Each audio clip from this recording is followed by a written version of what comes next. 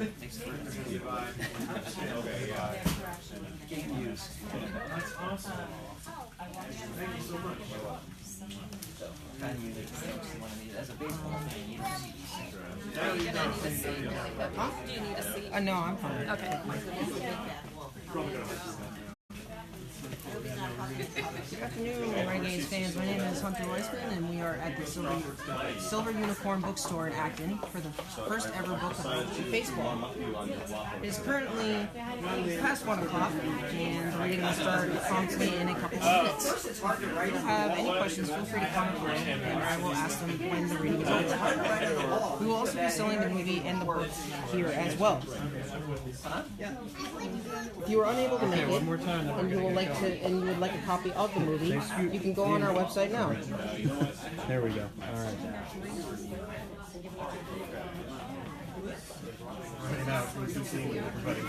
How are you? Good, how are you? Sorry. If you would also like to donate to the team, you can also do this on our website at www.blindcitizens.org/renegades. If you're concerned about where the money goes, don't worry. This team is fully volunteer-based, so the money goes directly to the team. We are always looking for new volunteers as well as players. For more information about the team, follow us on Facebook and look on our website again at www.blindcitizens.org/renegades. Now you can sit back, relax, and enjoy. I'm down the street. Like an 18-minute walk, 15-minute walk, depending on whether I want to go.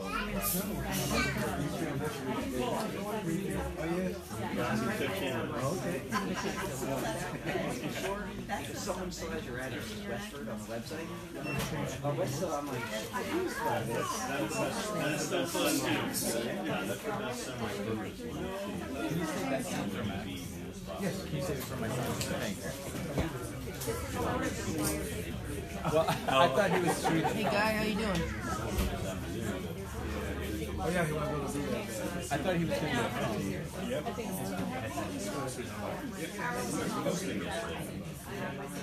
Yep. He has the best thing right there. Yes.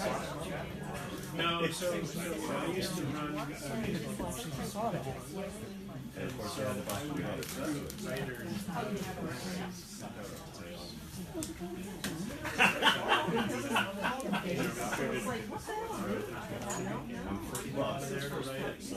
You wouldn't expect that.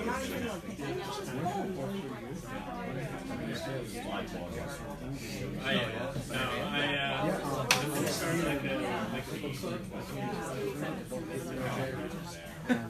Here, oh yeah, from here up, the net blinks. as you know, we just took before promotions of the website. Yeah. No, I'm not.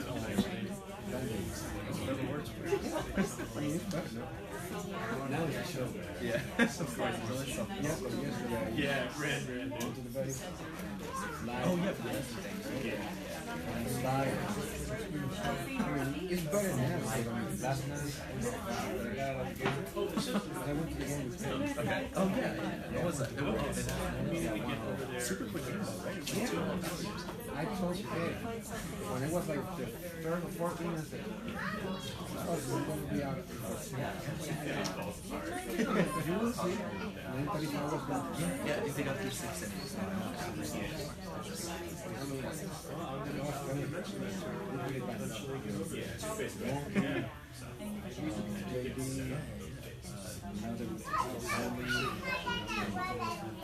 The catches All kind of we're all the same. RD and Heaney. Even Xander, he went back. Yeah, it's just, I was working the game Thursday night as a back end, and he just like, he struck out on 3 strike pitches, just like solid. It's called strikes, 3 called strikes.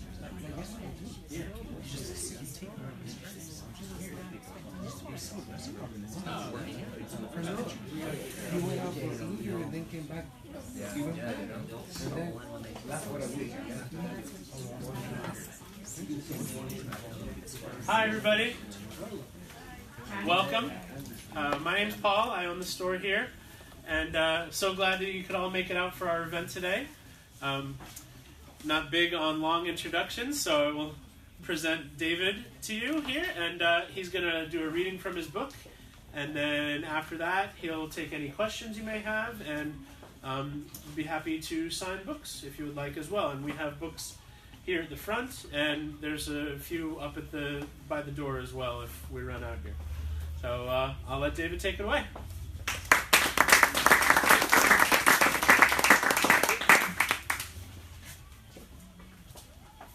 Thank you all for coming. Thanks to Silver Unicorn Books, and I want to acknowledge a few people in the audience here who mean a lot to the sport of beep baseball, which we'll be reading about. Rob Weissman, the coach of the Boston Renegades, put a lot of this together. Yeah.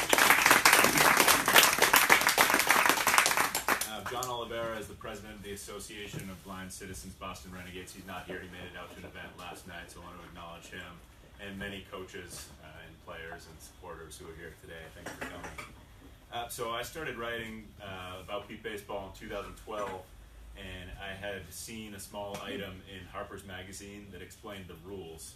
Many of you, I think, know the rules, so I won't belabor that, but that's all it was. It was a list of rules, and there were no interviews, there was no reporting on the history, and at that time, I was interested in writing short-form articles for websites, and I thought I can take a trip to Iowa, and I can do that with the help of my very supportive wife. And so I did that, and the first game that I saw was between the Austin Blackhawks and Taiwan Home Run. I wasn't really sure what to expect. This would just be kind of a happy-go-lucky thing that was helping some guys get a chance to get on the field. It turned out that it was not that. It was kind of an inspiration in some ways, but also a really rough and tumble sport. And people were yelling at me. People were cursing on the benches. They were throwing themselves in mud. And I thought, not only is this an article, but I think if I learn more about this, we can kind of tell a bigger story here. So I followed the game for a couple of years through 2013-14, and then culminating in 15, that Austin-Taiwan rivalry. But luckily enough, I got to link up with the Renegades and the Indy Thunder. Those are the other two teams that I follow, and kind of tell the story of some up-and-coming teams and some teams that are hitting the skids in some ways, but all doing positive things.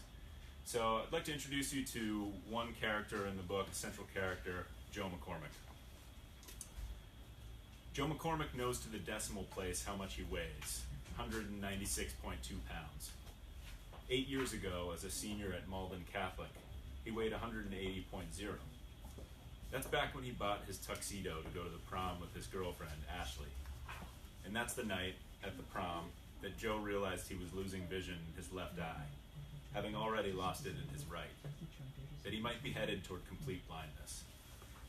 Ashley wore wild strawberry pink, Joe remembers. His pocket square matched her color. And they were the only two out on the floor for the last dance. Aerosmith. I could stay awake just to hear you. Joe wouldn't let us leave, Ashley said, and so they stayed.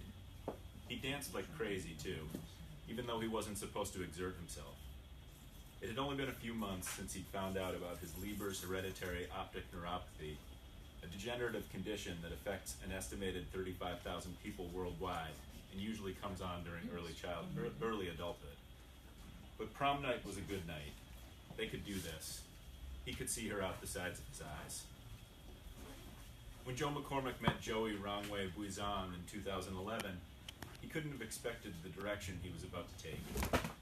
Buizan, Joe's contact at the Massachusetts Commission for the Blind, became something of a mentor to him, sharing tips on how to land an internship now that his circumstances had changed. But he also told him about the Association of Blind Citizens Boston Renegades, and that conversation led Joe to a different kind of position.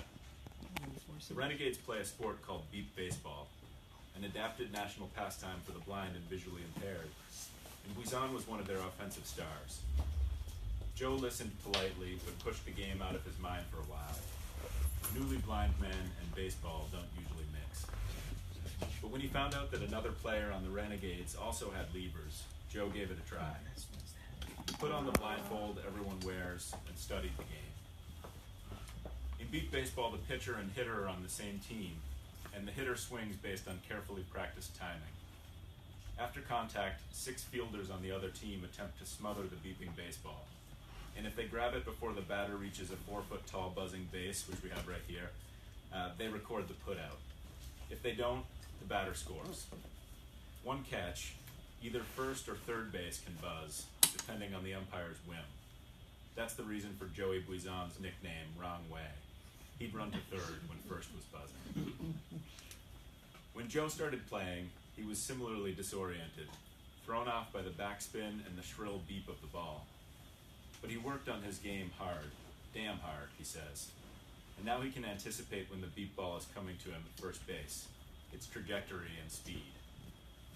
Joe and his coach, Rob Weissman, a sighted guy from Waltham, typify Boston's academic approach to the game.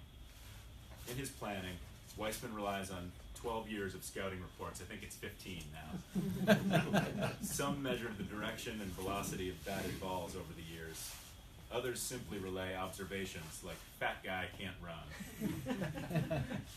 Joe's intensity and Weissman's personality, the coach talks like Bradley Whitford from the West Wing after a triple espresso, have helped make the Renegades what they are.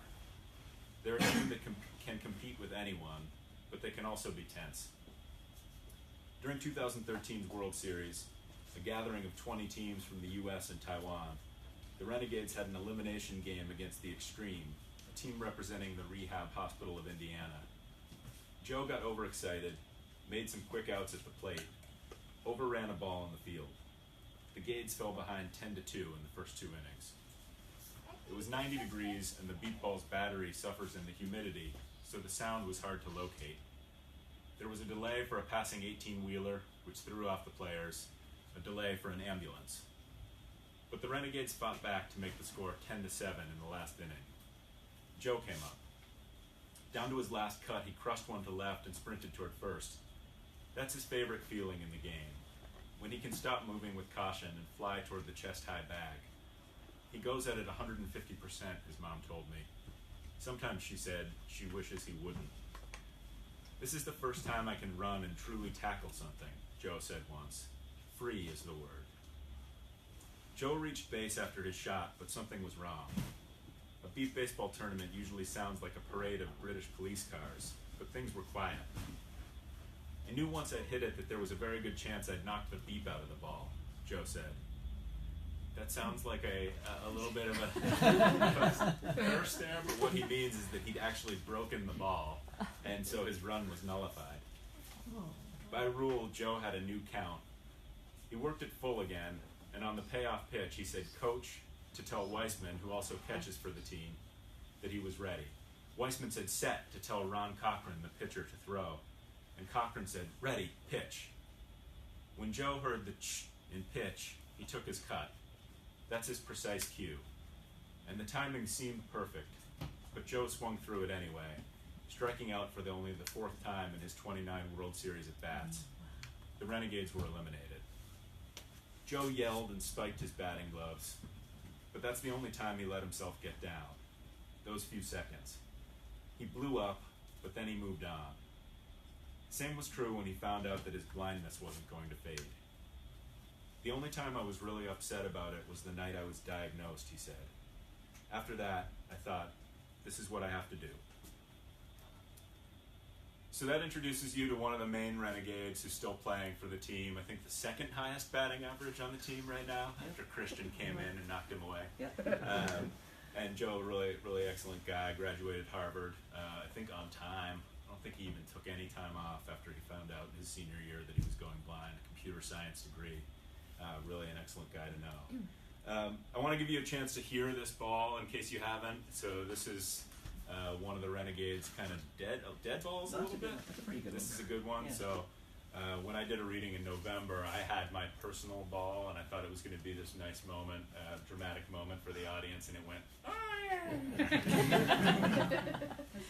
but here we go.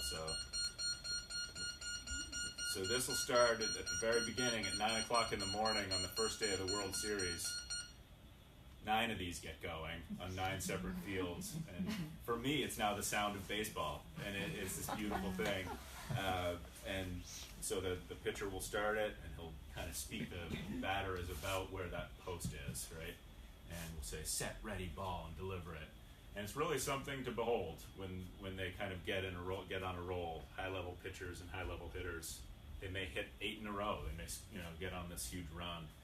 And then if teams are playing defense really well, they throw themselves into the ground, but it might be on their feet. So instead of seeing Dustin Pedroia kind of dive and grab a ball, you're seeing someone dive with that same energy, and it kind of rolls behind them, and that guy may shout, "Buy me on the right."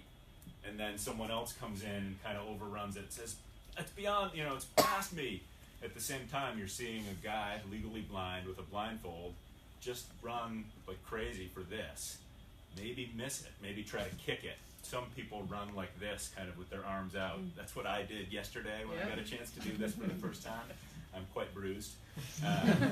So, even a routine ground ball kind of to the shortstop area is exciting for the viewer because you don't, it's right there at their feet. You're thinking, is he going to pick it up? Is the runner going to make it to the base? So every play is kind of this exciting race. And I want to share with you a little bit about one of the Renegades' most important games from 2014. So they had lost. Their goal in 2013 was to make it to 5th place, and they kind of were stuck in 9th in the country out of about 20 teams. So they were kind of in the middle. But this year, in 2014, they found themselves in a game against the Carolina Warriors, and they'd been down 2 runs. I think it was 7-5 in the last inning. Hi, Joey O'Neill. How you doing? And they rallied from down 2 runs in the last inning. They came back. They were up 8-7, and they went to the bottom of the 6th. Carolina had 3 chances to tie. In beat ball, I would say the scores are a little higher than a normal baseball game, and so it's likely that someone's going to score a run in that inning. And the Renegades shut them down. And the way Joe McCormick described that feeling was, this is pandemonium, and you don't know who's coming to hug you until you feel him. So this is the best the Renegades had ever done. They had reached the top 6, I believe, right? And they had a game the next day to get to the final 4. So the next day, it's Boston versus Bayou City out of Houston. Bayou City pitcher Alfonso Fonzie Medrano wears a Red Sox hat, cocked way to the left, and raps fast as he delivers his first pitch to Tanner Gears, blind from a car accident that knocked his left eye out of its socket, and the speediest leadoff man in the league. "I'm gonna bring it in here. Here we go. Me and you set. Bust it. Ready, ball. Bust it." Fonzie pretty much burps that last part, whips it in, and Gears pops the beat ball so high that he's at the base almost before it drops. In blue do-rag and Nike compression tights, he slugs the bag and puts Bayou City ahead. This always happens to the underdog. The favorite does something stupendous right away. An alley-oop, a deep post bomb on the first play from scrimmage, and the little guy has to weather it. The Renegades weather it, retiring the next 3 batters. "I'm so excited I forgot to brush my teeth this morning," Weissman says. On another field, Boston takes out RHI in a battle of unbeatens, clinching a spot in Saturday's final. And the rest of this day is about the remaining teams fighting it out for that 2nd spot in the final. The fact that Boston is one of those teams has startled everyone, including Boston. "Bayou City loses to us," Weissman says, "the whole league's going to say, 'Holy shit, they lost to Boston.' We're in their heads. This is what we want. They have no mental toughness." What had seemed unthinkable for the Gades, competing on Saturday, is beginning to look like a possibility. They'd booked their flights home for that day, and Weissman promises that the team will cover the thousands of dollars worth of change fees if they make it to the championship. In the bottom of the 1st, Joe McCormick scores and thrusts his hips hard in celebration. The underdog has tied the game at 1. After Rob Dias scores, the speedy Tanner Gears is pissed. Boston's pitcher, Gears thinks, isn't speaking loudly enough, and so he and the fielders can't anticipate when the ball is going to be in play. "Come on, Blue!" he shouts at the umpire. Gears, who had spoken to me over the off-season about being in touch with positive energies, argues about absolutely every pitch. Then a high school drum corps strikes it up on a nearby football field, making noise levels worse. In the top of the second, Guy Zuccarello makes 2 shuffling stops at third, and the high school horn section kicks in. Gears strikes out to end the inning. He told me the last sighted memory he has is of reaching out for his car door the night of his accident. But that doesn't haunt him. He's in control now. Everything that's going wrong with your life, it just melts away, he'd said of the experience of playing beat ball. But the Renegades and the pep band are spoiling Gears' heaven. After the strikeout, he does the mad masculine walk, the hulk and sway, kicking the dirt. A CBS Sunday morning crew approaches the field, and their producer tries to hit me up for information, which I give her.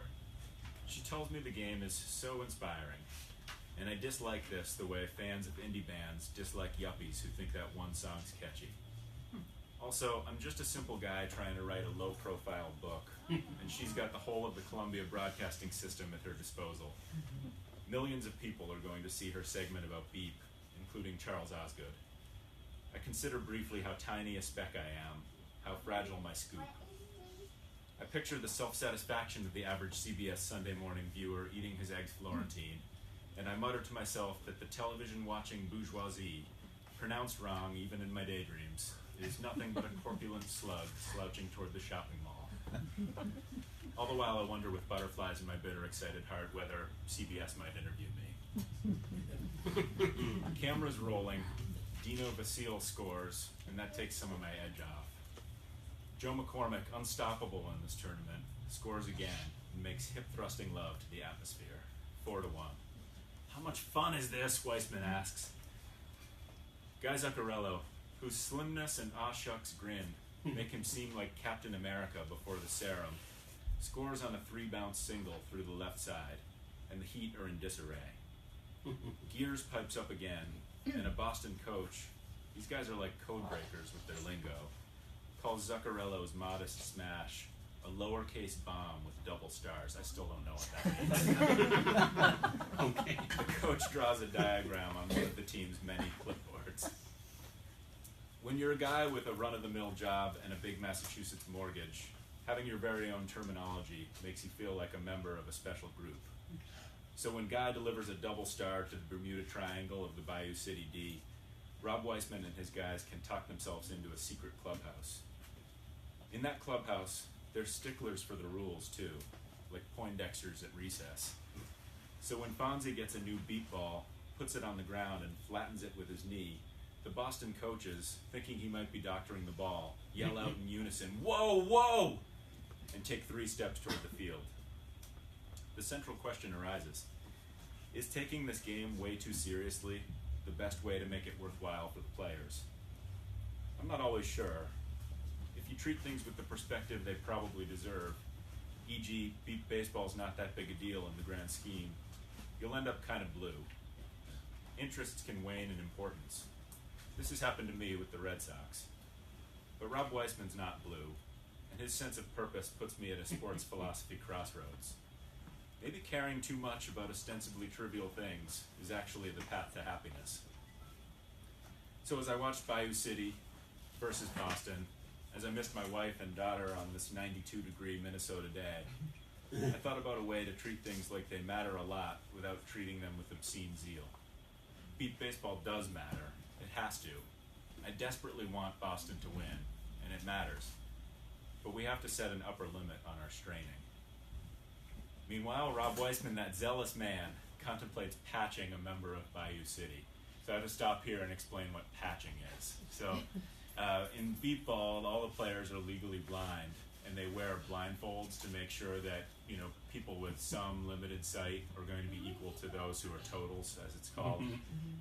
But there is still a concern in the game that some of the people who are maybe 2,400 can kind of peek underneath their blindfold. And this caused some real struggle in 2013's World Series when a particularly excellent player was really suspected of doing this. And so the league instituted this rule wherein underneath the blindfolds, a suspected player could have an additional layer of patches on. This basically was a psychological ploy, I think.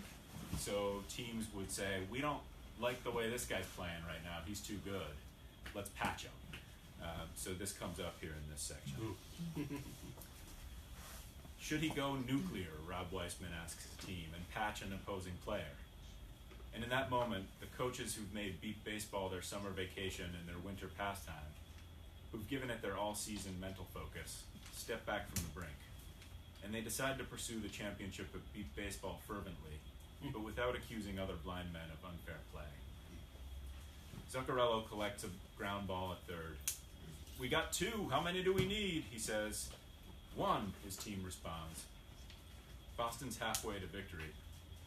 On his blindfold, Guy Zuccarello has taped the words "lights out," and it might be lights out for the Heat pretty soon. In the bottom of the third, Boston's Larry Hale makes contact and runs toward first base, but the base stops buzzing. He stutter steps, the base splutters on and off, and he somehow tackles the dummy anyway. Tanner Gears on Bayou City screams, "Blue, he hit a base that wasn't making any noise." Joe McCormick then scores and shouts, "Can't touch this," even though he was born 5 years after MC Hammer wowed us all with his parachute dance. It's 7-2, and Rob Dias is up. Larry Hale, questioned by Gears and fired up, high fives Joe, and then launches into a cheer right in front of 3 12-year-old volunteers tasked with picking up first base after it's been tackled. Are some Renegades here to do this cheer for me? I think we can do this, right? Dias is a friend of mine. Rip, rip. A little more volume. He can hit it anytime. Rip, rip. He can rip it any place. Rip, rip. And he can rip it in your face. Rip, rip. So this is an extremely exciting moment in this tournament, and I did not include this in the book because I didn't want to tease Larry, but he was down with these volunteers, all of whom were very little girls, and one of them had a flower in her hair. And at the time that he was directing this to the field, the last line where he says, "And he can rip it in your face," he turned to the girls and said that to them. This is a nice moment of Renegades lore. So they're feeling good. Boston's in command. Before the fourth begins, though, the Heat go nuclear themselves. They thought Hale had tackled first base suspiciously in the third inning, and so they patched Zuccarello as a weird retaliation. Zuccarello is energized by the accusation, and when the umpire completes the eye patch operation, he races toward the Boston bench, pretending that he's headed out to his spot at third. It's a sight gag. He knows where he's going, and he's happy to mock the insinuation that he's only newly blind. With his eye patches bulging, his hat doesn't fit him anymore. No one thinks he's peeking. It's gamesmanship, and so Weissman revisits the moral question. "Do I be a dick and patch someone on their team?" he asks. Eye for an eye. It's 8-2 at the time of the patching.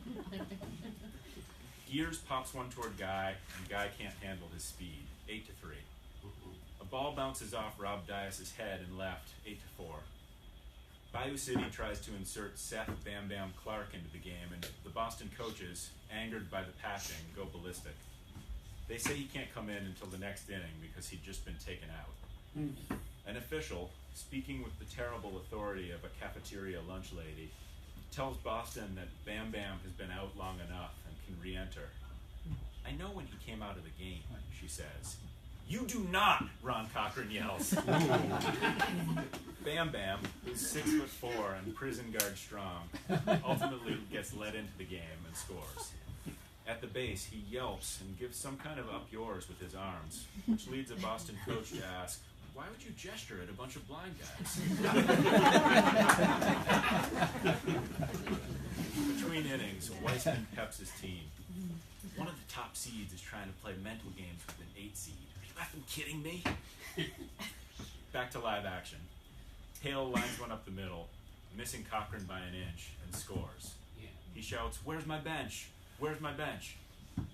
But in the top of the fifth, Bayou City gets their revenge.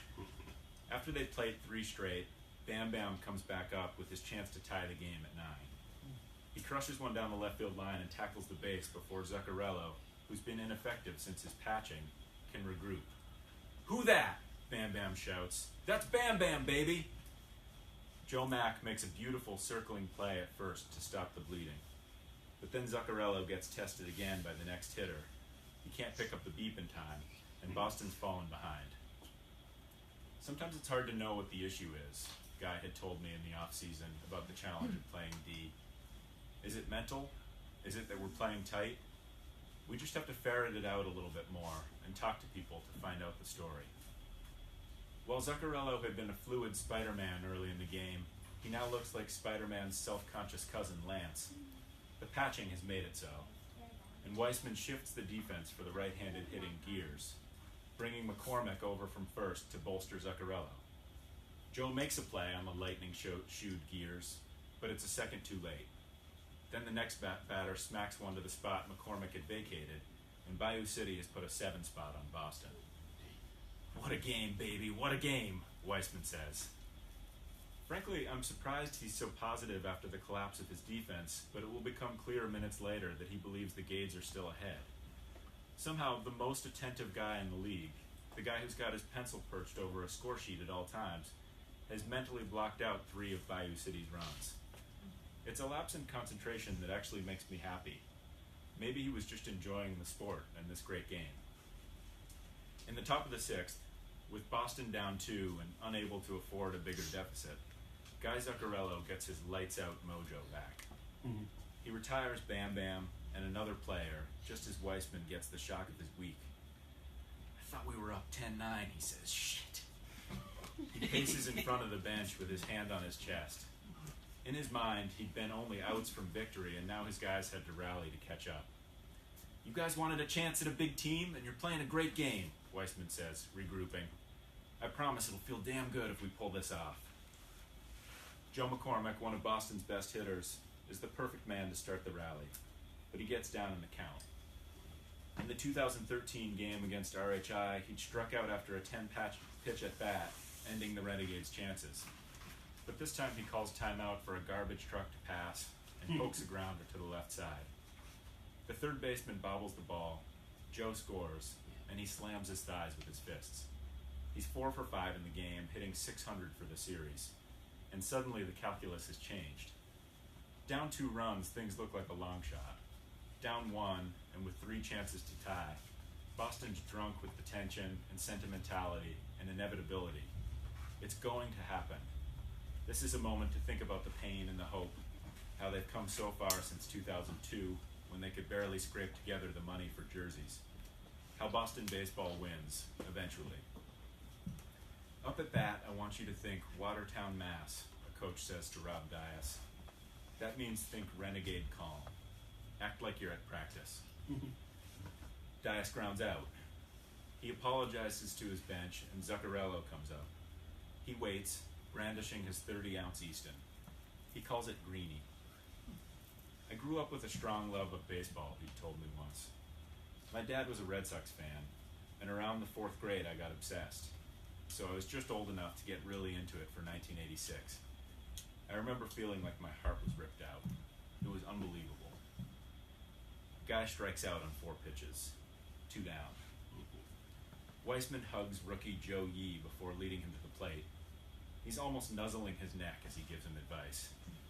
The Boston coaches are in rally caps, and when the umpire declares that a FedEx truck coming by is a pretty quiet truck, Yee is ready.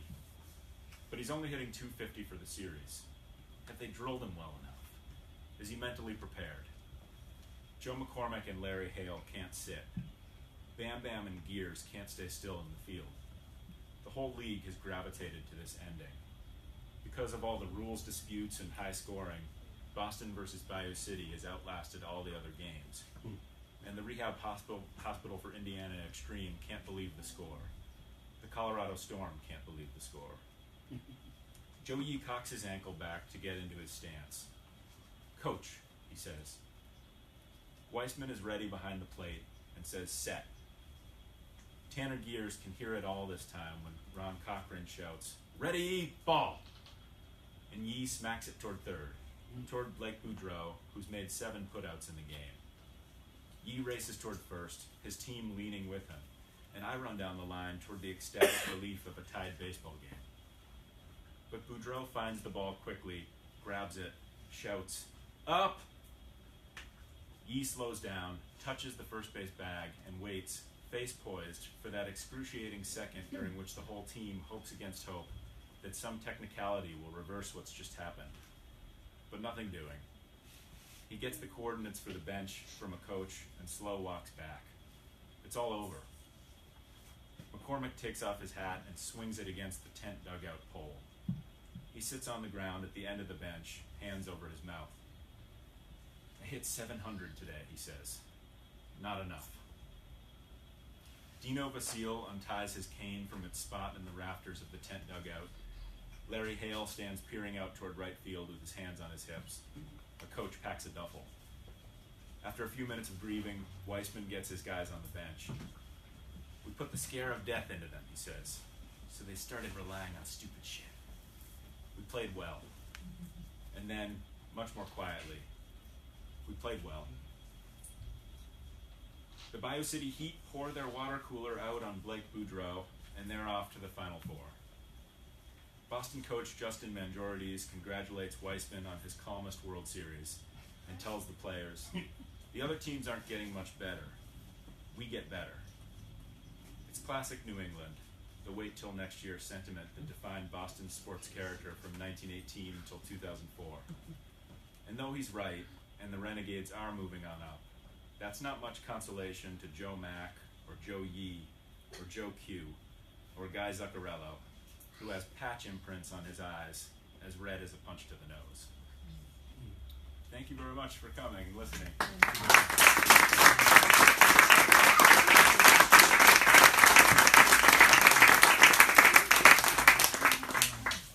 I would love to take some questions, and Rob Weissman is here and is happy to answer questions about the Renegades and make an announcement about future opportunities as well. When you, at the beginning of your reading, you said that the batter hit the ball, but he had to come back and have another at bat. What was the matter? So when these balls wear out, they have a lot of machinery in them that then is padded by, I think, foam rubber or something like that. They're old payphone parts. Payphones kind of went out of fashion and they got put in these balls. But what will happen is if it gets hit extremely hard, I think sometimes on the speaker, it'll just kind of fade and die. And that makes it unfair for the fielders. And so instead of trying, what happens is a bunch of umpires go and without touching it, they try to put their ears down. And there are some really complicated rules in baseball, but it was determined that this was an unplayable ball. So they just said, you get a new count. So it wasn't 0-3 anymore. You get 4 strikes and so it wasn't 0-3 anymore. And he went through this excruciating at bat again and fouled some off, and then on the 10th pitch, kind of just missed. But And the pitchers, are they sighted or blind? Mostly sighted. There was a pitcher in 1990 who won the championship as a legally blind pitcher. He is a defense contractor and has a lot of usable sight, but he is known as a blind pitcher who won a championship. And in recent years, Darnell Booker for the Indy Thunder has been a blind pitcher. He lost sight after he was hit by a BB pellet. He also has quite a bit and was able to kind of bear down. And I actually played catch with him once, and I remember thinking of the experience as him being like a relief pitcher who was really kind of looking in, but he was, struggling to see 21 feet. But most are sighted. That's a great question. Thank you. Go ahead, please. So you said from the pitcher to the batter is 21 feet? It's too close for comfort. Rob was pitching yesterday. He's the 5th string pitcher for the Renegades. We were doing a little thing for Nesson actually yesterday, and he grabbed the ball and was throwing some pitches, and he nearly lost his head, right? He put his glove up real quick. Sadly, That was really close. Yeah, someone on the Taiwan team, before they got really going, lost 4 teeth. And I saw another person, best player on Taiwan, just hit one so hard and he broke the orbital bone of their pitcher. And I was there. I traveled to Taiwan to meet these players, and for a time there was a worry that her glasses had broken and she had lost sight for about 25 minutes, and it just felt like the most crushing thing that this man, he'd lost his sight in an accident, that he might have done that. So it is a little too close for comfort, but some masks. Some Do people they wear sometimes, masks. you know? How many wear- would you say, Max? Do you know how many people wear masks? No, Ron does. Basically all. Does in Ron wear a practice. mask now? Okay, so hold on. So before you freak out, Ron's parents, because they're here, and Ron's mother's like, He doesn't wear a mask. we begged him to wear a mask. We have Okay. a lacrosse helmet for him. So Okay. if we can convince him, I would love. He's getting old. His reflexes aren't as good as I've his. seen him block the ball pretty well. Yeah. You may want to mention though that, Rob, that as I recall, there have been bats broken. Oh They yeah. use aluminum bats, and Yeah. there's actually been shattered bats. Yeah. What is the bat rule now? Because this is pretty interesting. It has to be doctored in a way, right? No, they're trying to put some standards in, because what's happened is people keep these bats for 20, 30 years, and some of the bats aren't made to hit a 1 pound ball, and some of the bats have cracked in half. And when you're holding a metal bat in your hand and the other thing goes flying through the air, it's frightening enough as a sighted person. Imagine it doesn't make noise when it's in the air. So it's definitely something that the league's got to try and do, because that's little leagues, and they a lot of what's happened to bats is they made it to this new composite material, and that new material is just not conducive to this ball. So they're trying to restrict the composite material bats and use more of these old aluminum type bats, which are harder to find. Didn't Chad Perry, the pitcher on Chicago, get one of the bats in his leg or something like that? Yeah, in his leg. So there have been some injuries. I remember in that Taiwan game thinking that the exhibition should be ended, and they continued to play. And I thought, I can't believe this is continuing. And then it occurred to me that like injury is one of the ground rules of the sport. You know, that the players persevere through these things. So that was interesting to see. Rob Weissman has a question. I hear it's a tough one. No, it's not tough. So, so I know you traveled to the Dominican Republic, and you met Pedro Martinez. I was just curious if you could share a little something about Pedro Martinez's experience with beatball. So this was a surprise for the Austin Blackhawks, who were down in the Dominican Republic to teach the game, and they walked into their locker room. It was strange for me because I saw him and thought he was maybe 20 feet tall, but he wasn't. And the players didn't see him, and so the coaches were saying, "It's Pedro Martinez," and they were surprised too. And they kind of arranged, for pictures and hugs, and he was very gracious.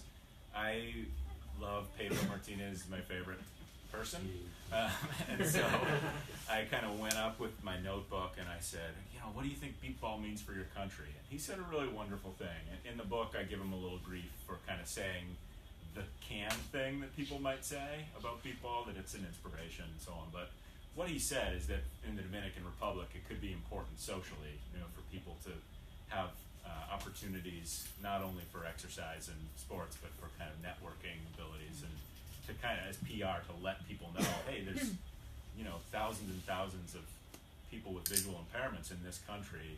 Look what they can do, essentially. And there was a person down there who wanted the Dominican Republic to be a kind of a destination for people with disabilities, and was trying to make that happen. But yeah, he was amazing. He went out and threw to a bunch of the players who, strangely enough, these great hitters, I kind of think he might have been doing this for the crowd. He would give them like ethos pitches, and they would swing through it. And then when the Dominican guy came up, he'd be like, "Listo," which, "Listo, swing," and they would just rip it right over. And there were like 4,000 people at this peak baseball game. It was incredible. And when these Dominican players hit off Pedro Martinez, they just erupted, and it was a really joyous thing. Great for this audience, I'll share this too. A reporter in the Dominican told me that Pedro was replacing A-Rod, who had bailed on the event. So that made me really happy. But he put on an Austin Blackhawks hat, and it was really kind of a wonderful thing. How many teams are there, either in the country or worldwide, and is it something that you see growing noticeably, or? I think they're quoting 31 teams are going to the World Series this year in Eau Claire, Wisconsin, which is growing. When I went in 2013, there were 20, and I think similar in 14 and 15. There's a different sport that gets played in Italy, I know. Do you know about that? No, but I just told her. Yeah. And I it's think in we the saw an article Dominican. about it. the Toronto Blind Jays just played in a tournament, and they play in the World Series, I believe. Taiwan has many teams, so they had some government support. The Austin Blackhawks had gone over to teach them the game, and then they became amazing and started beating the Austin Blackhawks. And for a time, they had 8 teams, and they hosted a World Series in 2000. And that, I think the fundraising vacillates. It cost $45,000 for them to get here and play. So I think it's hard to do that. Right. I would say it is growing, and a great friend of mine, Mariano Reynoso, was trying to put a grant together to bring it down to Argentina. Rob may know more about this, but the idea is if you get a sport going on 4 continents, you can be in the Paralympics. Oh. So, does that sound? I don't know the count, Maybe but that's what the intent is, yeah. Yeah, so maybe we'll have some Boston Renegades Paralympians sometime in baseball. Fun note about the Argentina thing is they were following our page on Facebook. That's how they got into the league. That's how they found out about it. Who? Like Argentina The team beat from baseball? Argentina, the Awesome. group from Argentina. And the guy speaking such bad English Yeah. in writing to me. My wife, who's in the background, I had her. She's fluent. She was interpreting it back in Spanish to him to help him out, get him started and where to go. So Excellent. Is that happening if they yet? get going, oh yeah, that's Good. what's gonna happen. Good. How do the Renegades finance everything? The World Series and so on? Book sales of this one? No. they have a DVD on sale today. This is Rob's time. This is my pitch. Here's my shameless plug. So we do everything's fundraising, and I wanted to plug this here. This is a documentary that was made on our team. Some of you have seen it. Some of you may not. This was filmed on us it was filmed in 2005. It came out in 2012. So this is one of the ways that we fundraise. This is, if anyone's interested in seeing it, it was a feature-length documentary that won some awards at film festivals. It played at the Baseball Hall of Fame. So this is $20. And Silver Unicorn Books has been kind enough to let us try to sell them. If anyone's interested, they'll be up here. But everything we do is selling things like this, and we shake cans outside of Walmart. We got a little more sophisticated since then, but we shaking cans, selling movies. We apply for grants. We do charity games, and we take donations, and we got a very nice donation today as well. So that's how we finance everything. Our budget's about $20,000 to $25,000 a year, and every penny of it is fundraised. And every dollar that comes to our organization, we're 100% volunteer, so no one draws a paycheck. So if anyone's interested, my last shameless plug. Yeah. If you want to sign up for an email list, if you're not already on it, we only send about 3 to 4 emails out a year. We'll let you know when we have events like this event, as well as our games. We don't have many games because there's no one around here to play. So we play sighted teams, and we have one in July 3rd against the Tewksbury Firefighters. If you'd like to come see us play and make fun of some firefighters, we'll put them under blindfolds and force them to play. Where will it be? Somewhere in Tewksbury. It's Okay, on our that narrows it website. down. Yeah. So if you put me on the list, we'll send you the address. Yeah, and if you go to our website, we've actually just put it on the website this weekend. As far as the address, I just don't know it off the top of my head. It starts at 6. It starts at 6 at night. Yeah. Where is the closest other team? York, Beat- Long Island. Long Island. Yeah, and we have, thanks to Rob, we're going to do a dual event at the Baseball Hall of Fame on August 18th too. So they're going to have some players do some demonstrations. I'll read. They'll show the movie. So it's great that Beat Baseball is going to be featured there too. Any other questions? Yeah. Would you, I know your writing is in a totally different vein, would you consider doing a children's book? I'm a children's librarian. About Beat Baseball? Yeah. I think it should happen. I think there may have been one. Okay.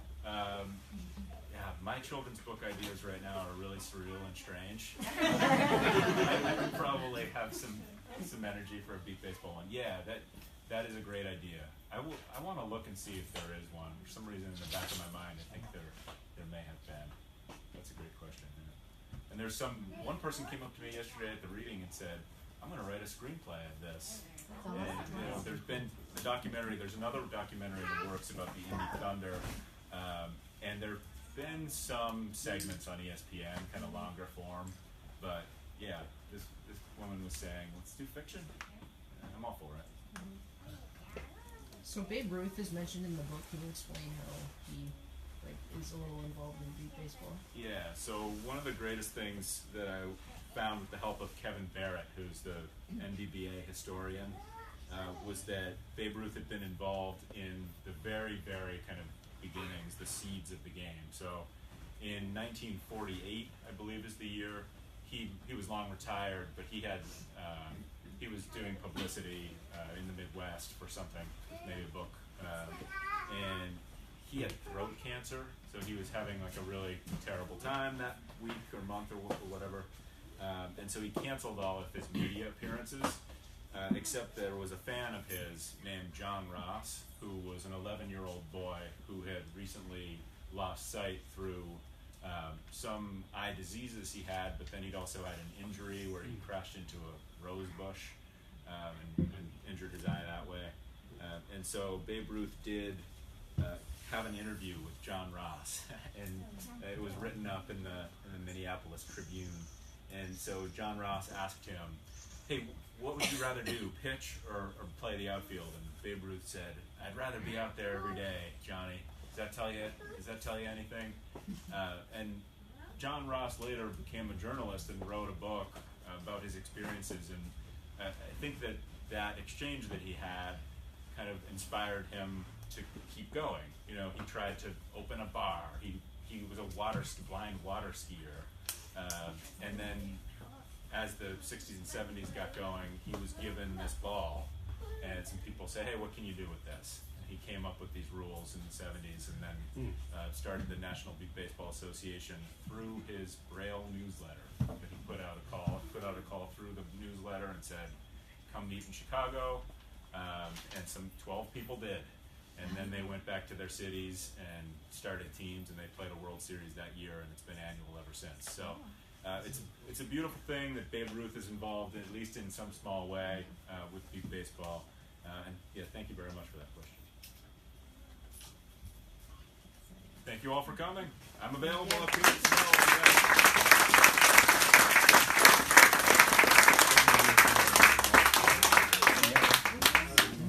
And thanks everybody. Again, David's happy to sign books. We have him here. You can come grab him, have him sign and then pay, or pay and then have him sign it, whichever is easiest for you. And again, this was awesome. Thank you so much.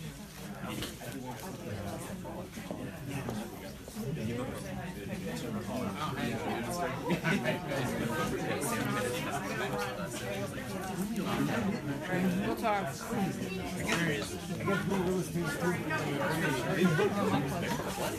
That's right. Yeah.